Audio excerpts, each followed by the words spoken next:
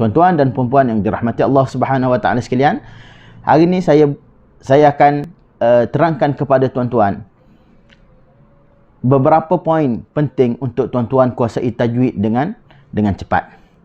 Dan tuan-tuan hanya perlu praktikkan satu persatu. Bila mahir, pindah. Bila mahir, pindah. Bila mahir, pindah. Supaya tuan-tuan dapat upgrade bacaan tuan-tuan dengan lebih cepat. Okey, tuan-tuan dan puan-puan yang dirahmati Allah Subhanahu Wa Taala sekalian, saya akan ringkaskan dalam poin-poin supaya ianya jelas dan ringkas. Yang pertama,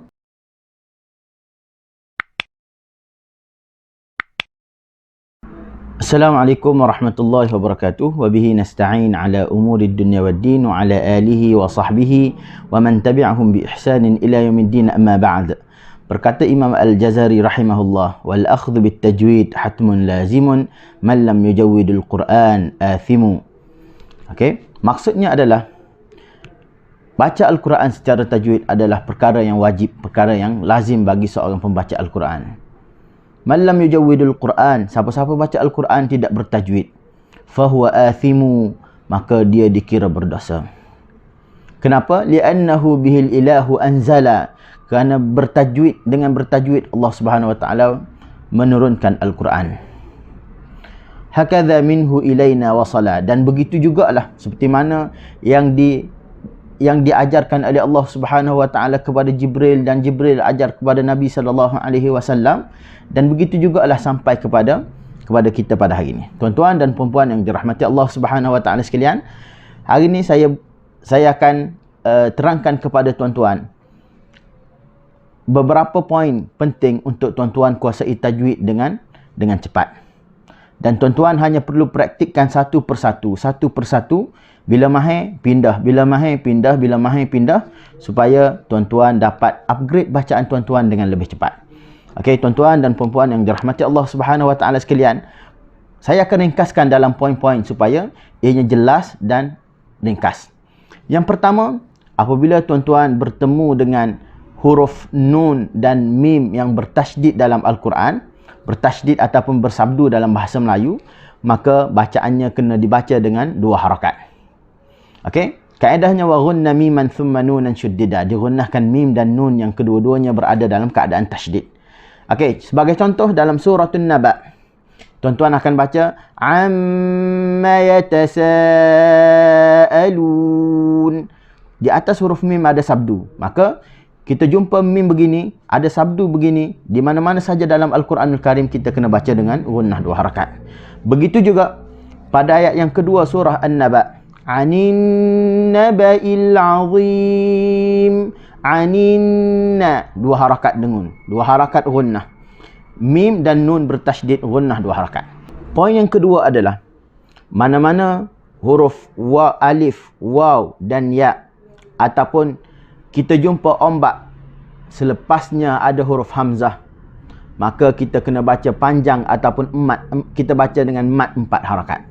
Sebagai contoh dalam surah Al-Lail, kita baca ayat yang ke-15, la yaslaha illa al-ashqa, la yaslaha illa al-ashqa. Okey, alif ataupun ada ombak di atasnya, selepasnya ada hamzah, baca dengan panjang 4 harakat. Okey, ni dalam dua kalimah dipanggil sebagai mad jaiz, ataupun dalam satu kalimah sebagai contoh illa btigha'a wajhi rabbihil a'la. Dalam suratul Lail juga alif dan hamzah dalam satu kalimah, ataupun ada ombak rindu selepasnya ada huruf hamzah, maka kita baca dengan panjang 4 harakat. Namanya mad wajib ataupun mad muttasil. Poin yang ketiga tuan-tuan, apabila tuan-tuan bertemu huruf alif, waw atau ya, ataupun ombak rindu selepasnya ada sabdu ataupun ada tasydid, maka tuan-tuan perlu baca dengan 6 harakat panjang. Sebagai contoh dalam suratul Fatihah, tuan-tuan baca waladdallin, panjang 6 harakat, lepas tu baru ambil huruf yang lain. Begitu juga kalau tuan-tuan baca dalam surah As-Saffat sebagai contoh, was-saffati saffa. Okey, kita tarik 6 harakat. Okey, lepas tu kita masuk kepada huruf yang lain lah. Okey.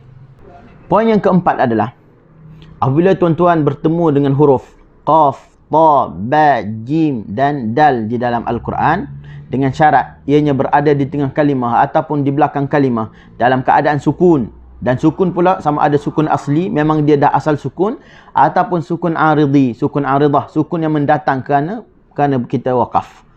Okey, maka kena bunyikan qalqalah, dan qalqalah ini merupakan sifatul lazimah bagi 5 huruf yang disebutkan ni. Sebagai contoh, kalau tuan-tuan baca suratul Masad, okey, tabbat yada abi lahabin wa tabb, yang ni dipanggil sebagai qalqalah kubra, cuma yang ada tasydid, ataupun dalam alam Melayu kita ni dipanggil sebagai qalqalah akbar. Okey, contohnya lagi, wa ma kasaba. Okey, kasaba kita terus lepas qalqalah kubra.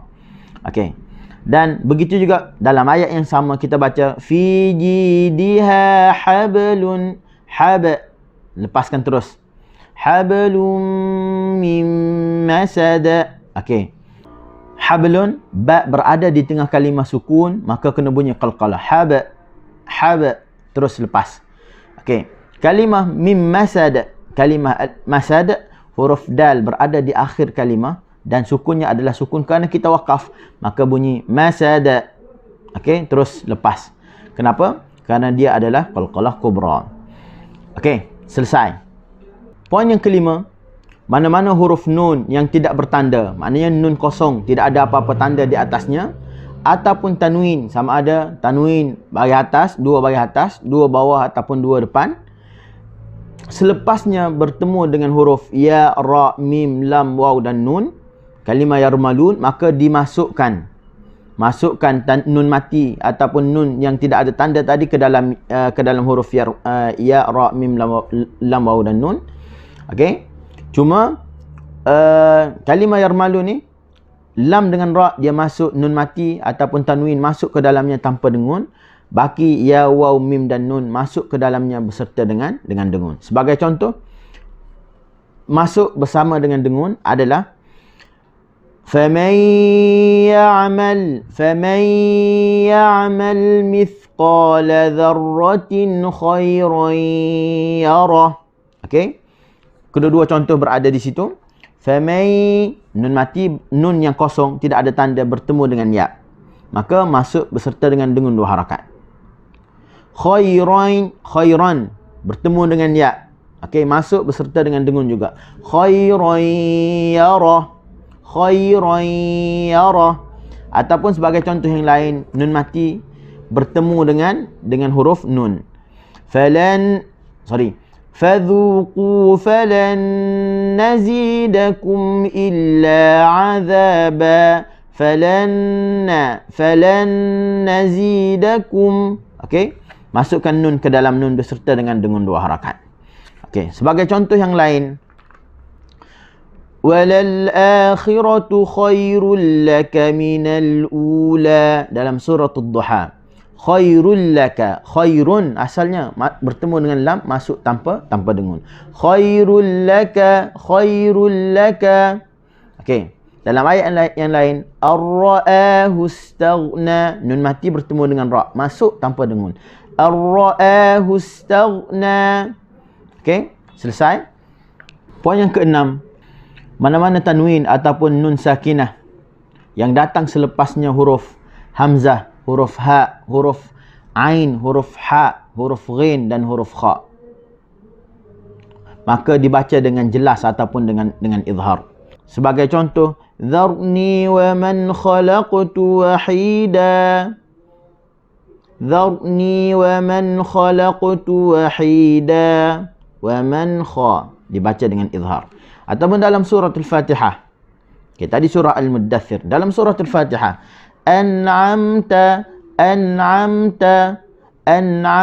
alaihim. Okay, an dibaca dengan jelas. Okay, begitu juga baki daripada huruf-huruf yang tidak disebutkan lagi. Okay, yang penting mana-mana huruf nun ataupun tanwin, nun sakinah ataupun tanwin bertemu dengan hamzah, ha, kha, ghain, ha dengan ain, maka dibaca dengan jelas. Poin yang ketujuh adalah mana-mana huruf nun yang ada tulisan mim kecil ekor ke bawah di atasnya, maka dibaca dengan mim. Tutup mulut dengan 2 harakat. Sebagai contoh, Al-Anbiya. Okey. Al-Anbiya. Terus nun kecil maka ditukarkan kepada mim. Okey, sebab hukumnya di sana adalah hukum iqlab. Iqlab ni maksudnya tukar nun tadi kepada mim ketika mana bertemu dengan ba.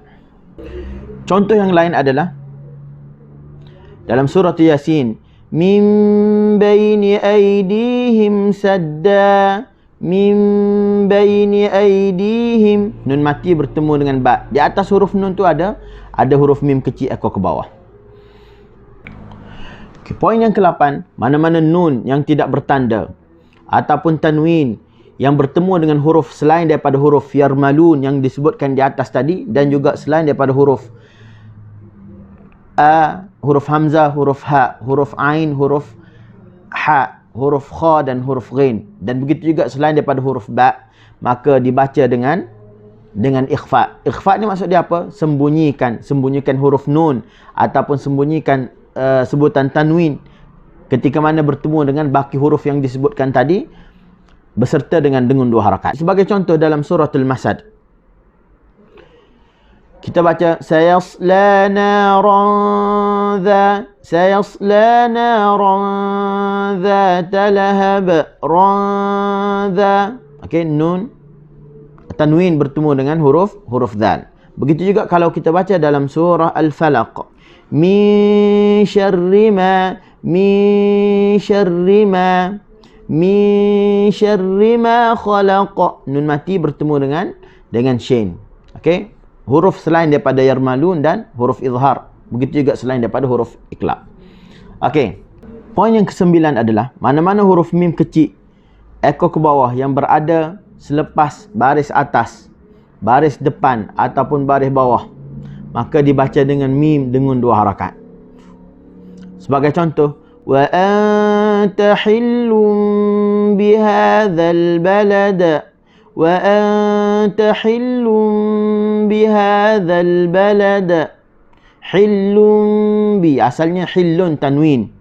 Okey, tanwin, tapi dalam penulisan Al-Quran dia hanya ada selepas di atas huruf lam tu ada satu baris depan, dan selepasnya huruf mim kecil ekor ke bawah.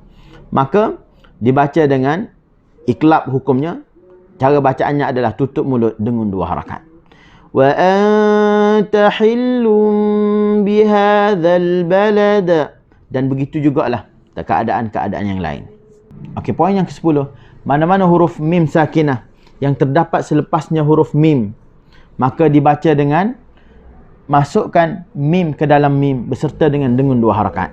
Sebagai contoh, waqtuluhum haitsu thaqiftumuhum wa akhrijuhum min haitsu akhrajukum wa akhrijuhum min haitsu akhrajukum, dengan masukkan mim ke dalam mim beserta dengan 2 harakat.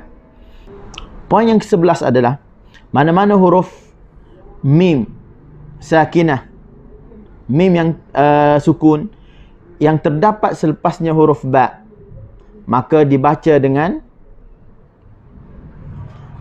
fahazamuhum biiznillah, fahazamuhum biiznillah.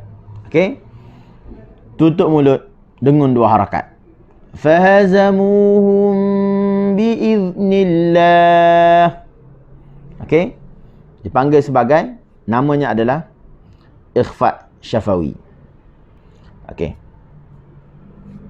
poin yang last sekali adalah, yang ni terlalu banyak dalam Al-Quran juga, apabila mim mati ataupun mim sakinah bertemu dengan selain daripada huruf ba dan huruf mim, maka dibaca dengan izhar. Sebagai contoh, an'amta, an'amta. Okey, huruf mim mati bertemu dengan ta, an'amta. Okey, contoh yang lain adalah فأنذرتكم نارا تلظى فأنذرتكم نارا kum nara dibaca dengan izhar. Fa'anzartukum nara. Okey, dibaca dengan izhar. Dan begitulah juga baki huruf selain daripada ba dan mim yang bertemu dengan mim mati ni berada selepasnya, maka dibaca dengan izhar pada semuanya. Okey, tuan-tuan dan puan-puan yang dirahmati Allah Subhanahu Wa Taala sekalian, ini adalah video penerangan secara ringkas berkaitan dengan 12 poin ataupun 12 item yang tuan-tuan perlu kuasai untuk tuan-tuan upgrade bacaan tuan-tuan, dan mudah-mudahan kita semua dirahmati dan diberkati oleh Allah Subhanahu Wa Taala. Cuma pesanan saya yang pertama, tuan-tuan jangan ambil semua sekaligus, tak. Tuan-tuan, langkah yang perlu tuan-tuan ambil adalah yang pertama, download dulu video ni dan simpan. Tuan-tuan perlu praktikkan hari ni, ambil poin yang pertama dan tuan-tuan praktik selama 2 ataupun 3 hari. Rasa dah mahir, tuan-tuan tukar. Poin yang kedua, rasa dah mahir setelah latihan 2-3 hari, tuan-tuan dah rasa mahir, tuan-tuan tukar. Begitulah seterusnya sehingga habis 12 poin yang disebutkan tadi. Mudah-mudahan selesai 12 poin ni tuan-tuan dapat baca Al-Quran dengan lebih baiklah. Dan saya tidak kata ini semuanya adalah tajwid, tidak. Tapi ianya telah mengambil sebahagian yang agak besar berkaitan dengan hukum tajwid. Okey, mudah-mudahan kita semua dirahmati Allah Subhanahu Wa Taala. Aku qouli hadza wa astaghfirullahal azim li wa lakum. Wassalamualaikum warahmatullahi wabarakatuh.